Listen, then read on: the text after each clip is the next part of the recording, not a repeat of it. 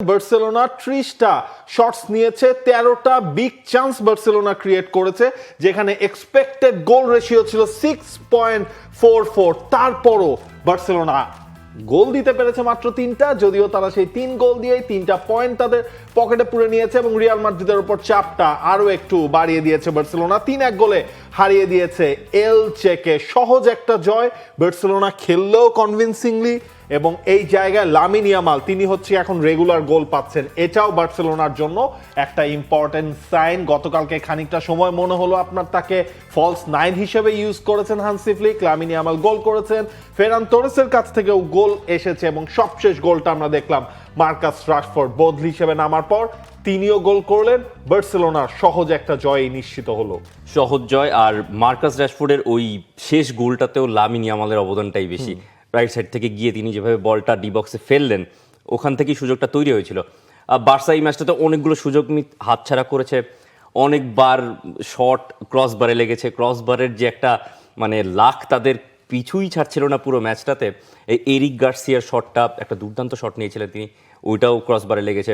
আর Hansi ফ্লিকও একই কথা বলেছেন যে তিনি চেয়েছিলেন তার শিষ্যরা যেন ফার্স্ট হাফেই ম্যাচটা সিল করে ফেলে, কিন্তু সেটা তার শিষ্যরা পারেনি। ওই জায়গায় যেটা হচ্ছিল, বার্সেলোনা ম্যাচটা হচ্ছে প্রথমে তারা গোল করলো লামিন ইয়ামালের, এরপর তারা একটা গোল খেয়ে গিয়েছিল, এরপর ফেরান তোরেস বার্সেলোনাকে এগিয়ে দিয়েছিলেন 2-1 গোলে। আমরা অনেক সুযোগ তৈরি করেছি, তখন আমাদের সেগুলো কাজে লাগানো উচিত ছিল। ম্যাচটা প্রথমার্ধেই সেটেল করতে পারতাম আমরা। লামিন দারুণ খেলেছে, উন্নতি করে সে আরো ওপরের লেভেলে যেতে পারবে। লামিন ইয়ামালের জন্য আসলে ইম্পর্টেন্ট এই জিনিসটাই ছিল, আপনি চ্যাম্পিয়ন্স লিগে তার কাছ থেকে আপনি সাপোর্ট পেয়েছেন, ব্যাক টু ব্যাক এই ম্যাচটায় আপনি হচ্ছে পেলেন। এবং আপনি যদি আসলে খেয়াল করেন এতদিন আসলে জিনিসটা কি ছিল, বার্সেলোনার অ্যাটাকিং থার্ডে কেউ না কেউ আসলে ইনজুর থাকলে অন্য কেউ দায়িত্ব নিয়েছে। এখন দেখেন একসাথেই কিন্তু মোটামুটি হচ্ছে সবাই আপনার জ্বলে উঠছে। লামিন ইয়ামালকে আপনি গোল স্কোরিং শিটে আপনি পাচ্ছেন। ফেরান তোরেস গতকালকে তিনি একটা গোল করেছেন, কিন্তু তৌসিফ গতকালকে যদি ফেরান তোরেস হ্যাট্রিকও করতেন এটা তো অবাক হওয়ার মতো কিছু ছিল না। তিনি নিজেও কিছু সহজ সুযোগ মিস করেছেন, সেটাতে আমরা হানসি ফ্লিকের রিয়াকশন গুলোও দেখলাম। তারপর হচ্ছে ওভারঅল আপনি দানি অলমোর ওই সাপ্লাইটা যেখান থেকে হচ্ছে লামিন ইয়ামাল গোল করলেন, ফ্র্যাঙ্কি ডিয়ং এর মিডফিল্ডে তার হচ্ছে হোল্ডিং অ্যাবিলিটিটা এবং তার সেই থ্রু বলগুলো, এইটাই আসলে বার্সেলোনাকে ওই পূর্ণ 3টা পয়েন্ট এনে দিয়েছে। কারণ এই ধরনের স্টেজে আপনি যখন থাকবেন, ধরেন এই ম্যাচের আগে রিয়াল মাদ্রিদের সাথে আপনার পয়েন্টের ডিফারেন্স ছিল 1, এখন যদি আপনি পা হরকান তাহলে কিন্তু আপনার এই 1 পয়েন্ট আবার কমে আপনি -2তেও চলে যেতে পারবেন, যদিও আজকে রাতে রিয়ালের ম্যাচ রয়েছে। এই ধরনের ইকুয়েশনগুলো যখন থাকে তখন হচ্ছে গিয়ে ছোটখাটো ম্যাচেও দলগুলো কোনো ধরনের কোনো স্লিপ আপ করতে চায় না। বার্সেলোনা রিয়াল মাদ্রিদ সেই পয়েন্টের ব্যবধানটা এটাতেই থাকছে। অ্যাথলেটিকো তাদের পয়েন্ট হচ্ছে গিয়ে 45, ভিয়ারিয়াল, এসপানিয়ল বাকি জায়গাগুলো তাদের সেই রেসে আসলে বন্দী হয়েছে। মার্কাস রাশফোর্ডের কথা যদি স্পেশালি আমরা বলি, এখন তো আপনার এমনও হচ্ছে যে এই সিজন শেষে কি মার্কাস রাশফোর্ডের কি হবে, তিনি কি থাকবেন কিনা। বার্সেলোনায় সোফার যতটুকু সময় তিনি খেললেন, আমার মনে হয় এই জায়গাটায় তিনি তার কাজটা ঠিকঠাকভাবেই করেছেন, খুবই ভালো মতো করেছেন। আর মার্কাস রাশফোর্ড তো বেঞ্চ থেকে নেমে গোল পাচ্ছেন, তিনি স্টার্টিং 11-এ খেলার মতো তার ফিটনেস বা ওই অ্যাবিলিটিটাও আছে। হয়তো রাফিনিয়া যখন আপনার একটা দলে থাকবেন, তিনি ফিট থাকবেন, তখন তো আসলে সেখানে ওই সুযোগটা হয় না। তার কম্পিটিশনটা অবশ্যই রাফিনিয়ার সঙ্গে সেইখান থেকে কিছুটা হয়ে যাচ্ছে। আর পয়েন্ট টেবিলটাতে মনে হয় 21 ম্যাচ ছিল, বার্সেলোনা আর একটা ম্যাচ ওখানে 22 ম্যাচ হবে। 22 ম্যাচে বার্সার পয়েন্ট রিয়ালের চেয়ে 4 পয়েন্ট এগিয়ে আছে। বার্সা জানে প্রতিটা ম্যাচে তাদের পয়েন্ট বের করতে হবে, 3 পয়েন্ট। এলচের সঙ্গে এলচে লাস্ট বার্সেলোনাকে হারিয়েছিল 1974 সালে। তো সেই ইকুয়েশনটা আসলে এলচে যে এই ম্যাচে নট ফেভারেট, এটা মোটামুটি ধরাই যাচ্ছিল যে বার্সেলোনা খুব আরামসেই 3টা পয়েন্ট আর্ন করে ফেলবে।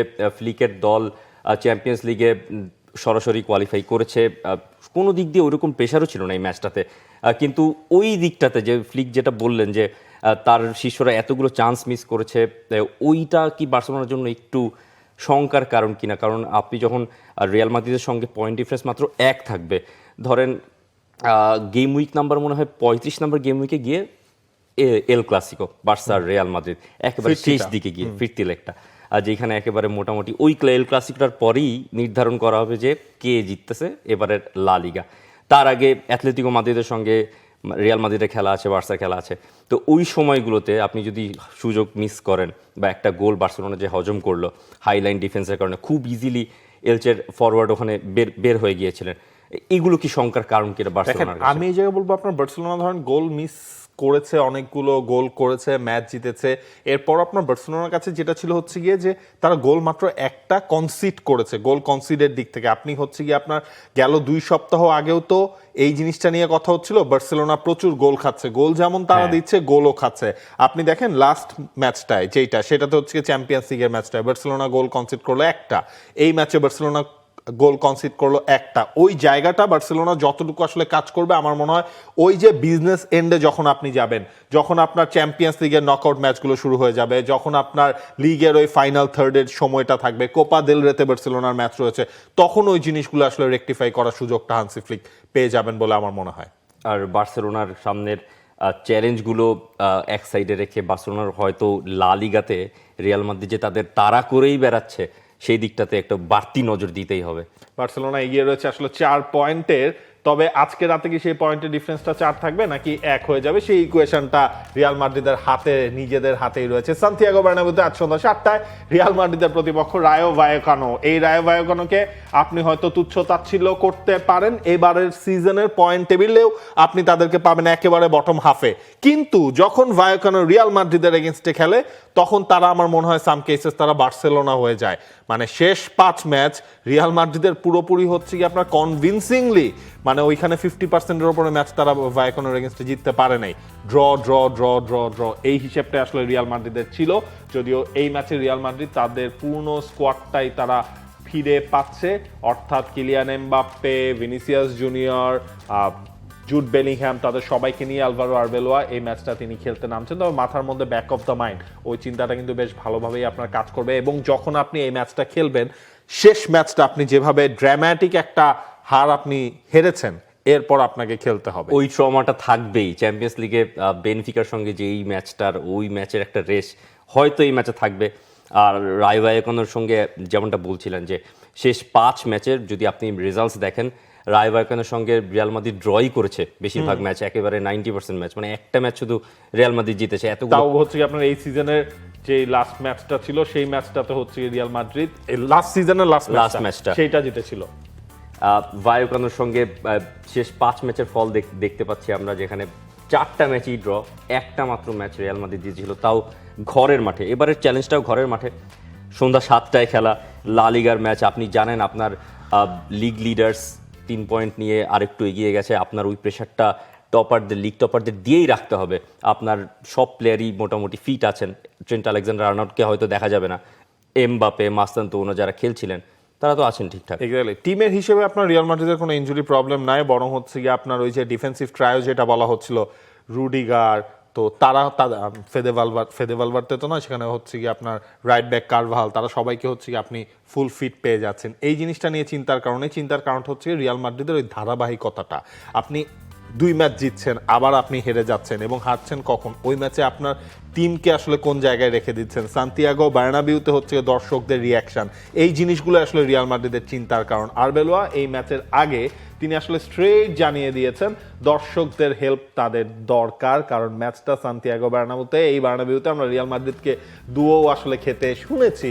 রায়ো কেমন দল, এবং এই ম্যাচটা যে আমাদের জন্য কঠিন হতে যাচ্ছে সেটা জেনেই সতর্ক আমরা।